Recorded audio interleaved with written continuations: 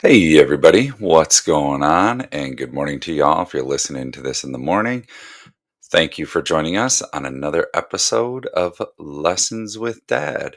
No matter what streaming service you're listening to us on, please don't forget to give a like and subscribe. And on today's episode, we're just going to give kind of the weekly recap. And then, really, as we are winding down the school year, we got a couple days left when I'm recording this, but really just kind of reflecting on the school year and having a little reflection time for everything that has happened this school year and everything in between. So, hang out with us and let's jump on into the episode.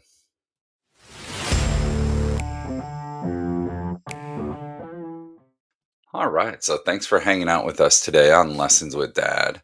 Kind of wrapping up the school year, I did my year long coaching cycle that I talked about, and we wrapped that up. It was my year long coaching cycle was to update the gamification piece of my math class and incorporate more AI into students' learning and how they can use it respectfully and responsibly, and also make sure they double check that the sources or the information it's coming up with is reliable and appropriate, just like we used to do kind of for websites and everything, but we were doing it for AI. So I wrapped up my yearly coaching cycle. Along with that, we had our end of the year staff meeting where we really kind of play games and acknowledge all the retirees who have spent many years in education, and we acknowledge how many years they have spent. And like, I was thinking about this, we acknowledge how many years they've spent in education in 2030, and they get like a little certificate, almost looks like a little diploma or like a thank you letter. And it's like, man, for all the times and efforts educators go above and beyond. I mean, I think they maybe got a little plan too, but it's like all the time they go a little above and beyond. And all we do is we take a half hour staff meeting, say the number of years they've spent in education. And I know that's not why teachers and educators go into the profession, but at the same time, all the times that we've chosen education and our jobs above family or other things. And it's like, that's all the recognition you get. And just kind of made me kind of take a step back and reflect of how much value there is in education, but how much more, no matter what, at the end of the day, it's a job. When your time is done and you're gone, they're going to replace you. And within a turnover of the school year of students or whatever, they're not going to remember who you were, but your family will always remember who you are. And the most important thing is to make sure you spend that time with your family and put your family first and everything. And so, just a little moment of reflection that I had during that whole thing. I did my fasting once a month. I do a fasting, and every month I usually do a 48-hour fast, and twice a year, the first and the sixth, to keep it easy. Well, June was a 6 month, and I did a 72-hour fast, and I do it nights when I know we're busy and we have games and everything. So we had two nights, Wednesday, Thursday, back to back games. So I didn't eat Wednesday or Thursday night. The next time I ate was Friday night. And so I made the 72-hour fast. So in July, I'll just be doing 48-hour fast again.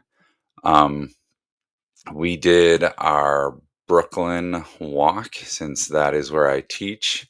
Um, we have a old retired teacher who comes back, and Brooklyn's such a cool little community in town that um, a lot of history when the trains used to be going through and stuff. And he lived there, worked there all the time, and would come and um, tell stories of things he knew growing up and what it was like when the railroad came and what some of the old buildings were long ago and what they are used now. Just a really cool history lesson for the students that, especially for those that live there or have lived there, but the ones that go to school there, it's just nice for them to learn about their little village of 1,500 people and what it was one point in um, the history in Wisconsin and how it came to be. This week, one of the things we do for fourth graders at the end of the year, one of our big things is we build rockets and we shoot them off. And actually, my homeroom will be shooting them off today, the day I'm recording this. But um, we spend about 3 or 4 days building them, gluing them, designing them, making them, and then we will take them outside and put a launch pad up, and the students actually get to watch their rockets launch. And we've started calling it launching off to fifth grade because our school is only a K-4 building, and next year they'll be going to a different school. So we're launching them off to fifth grade, and it's just really cool experience that students get to build their own rockets, watch them launch, and then they get to go run them down and chase after them.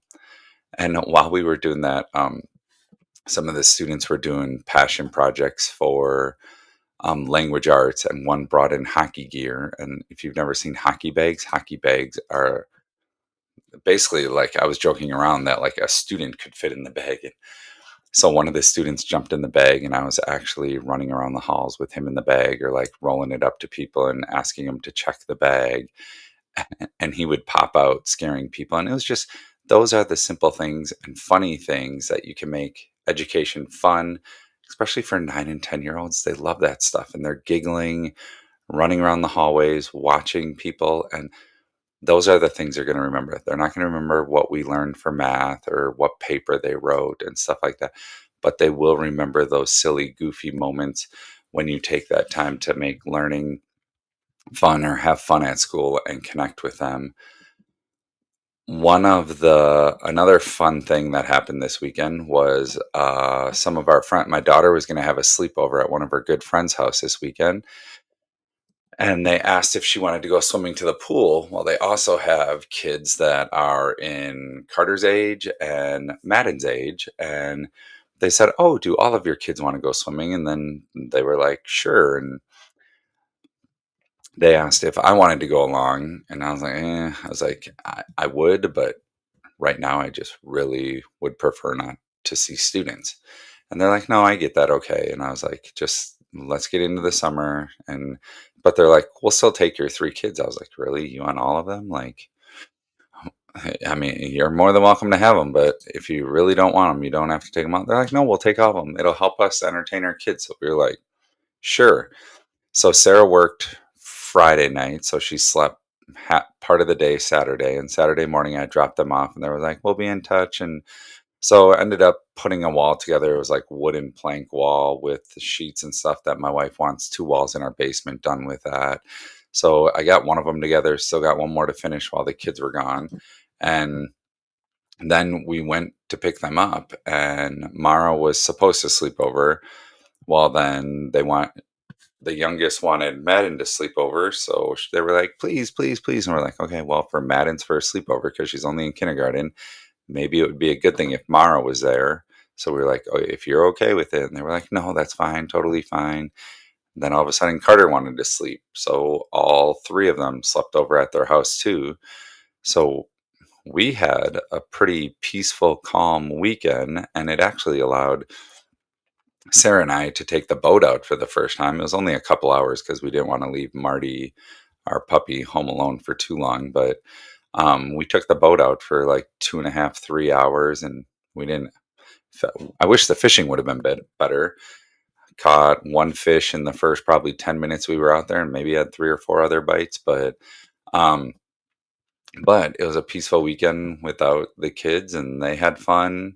We got some stuff done. Got the boat out. I, I took a chance and winterized it myself last year, so I was like, I just want to make sure it runs okay and everything's done properly, and everything. But hey, everything worked out fantastic. The kids had fun. The kids were really tired Sunday. We had my coworker daughter's first birthday that we went to Sunday afternoon. And then from there, we had to go home, let Marty out, and then go to our nephew's graduation party that was at a restaurant, just a smaller one of family and stuff, because his real graduation party is next weekend. So we have that to look forward to. Um, Marty is doing well. He's now, I think, had 2 accidents in the house, and one was right by the back door, so I think he's learning, but and the 2, it was on a day it was raining out, and he didn't wanna be outside. We necessarily didn't wanna be outside, but that's how it goes, and but otherwise, he's doing well, and I'm getting a little tired. It's like a new baby phase, and he wakes up 3, 4 times throughout the night and whimpering, whining, so we gotta walk down the steps, let him out, and I'm not a kind of person where I can just flip the switch off and go back to sleep. So it's been a little bit, but we got 3 more days of school and then it's summer break and maybe I can nap, sleep in, whatever. Probably not sleep in. I always get up so early that just one of those things. But otherwise, he's doing pretty well. He goes through a stretch at night where I don't know, it gets to be 7 o'clock or so. He's pretty lazy most of the day and just kind of lays around and naps like a puppy. And then all of a sudden, like, after dinner time hits, or maybe it's the second burst from his food, and then starts going a little crazy, but he just has been nipping quite a bit. And so we're trying to stop that. I was going to say nip that in the butt, and that'd be kind of a, a little pun, but yeah, we're trying to stop it or help him learn not to do that. But otherwise, he's been a pretty good puppy so far. I can't complain too much about it. And this weekend coming up, we have our first baseball game or not first baseball game, first baseball tournament, and we play at 3:30 and 8 o'clock at night. That means like they won't get home till well, the game won't get done till probably about 9:30, and then by the time you get home, it's almost 10 o'clock, and then you gotta turn around, and I'm like, man, that is like even for middle schoolers that is a late game. But all right, as we're coming down to the end of the school year, I just kind of wanted to reflect on the school year as a whole and this year. And one, it's a bittersweet school year because my daughter Mara is in 4th grade. And a teacher asked me yesterday, just outside when I was outside at recess duty, and she just kind of said, so, how has your year gone? Is this a group you're going to be sad to go? Or, because I mean, we all have our, I mean, teachers look forward to summer just as much as the students do because like no matter when you see people and they're like, oh yeah, you get summers off, and well, most teachers don't get summers off because we're usually doing curriculum work or some sort of work outside in those 2.5 months or whatever for summer. But we just need some time to recharge our batteries. It's like when you're with your kids all day every day and you just need a moment to recharge your batteries. That's kind of what summer does for teachers. And by the end of the school year, we are ready to have a little recharge moment and time away. Doesn't mean we don't love our students, miss our students, and stuff like that. And so I'm looking forward to summer. I'm looking forward to summer and hanging out with my family and kids and making memories with my family. And, um, but this school year has surpassed any expectations I had going in. This group has always been, in the past, has been a pretty rough and challenging grade level as a whole. It has caused some teachers to almost have breakdowns, contemplate retiring from teaching, not want to do it anymore, and stuff like that. And one of the students who, I mean, it has a handful of high needs students, and one of the highest got put in my homeroom. And I was going into the year mentally preparing for a long year, and that's it has far surpassed. Like, I feel like I have put in the time, made a really good connection and effort with the student. He trusts me. Um, and because I built that relationship with him, the school year has surpassed expectations. And I co-teach with somebody, and it's really interesting how like different the two homerooms are. That my homeroom is very understanding, accepting, and kind of embraces like the quirky, awkward, different behaviors that some of the students bring. Where my co-teacher's homeroom, or my afternoon homeroom that I have and teach, they are much more of the cool kids homeroom where you got to be one of the cool kids if you play sports, or you need to have the new fidget or stuffy or butter or Neato things and stuff like that. And you earn your statue by having those things and being a cool kid and playing sports and doing those things.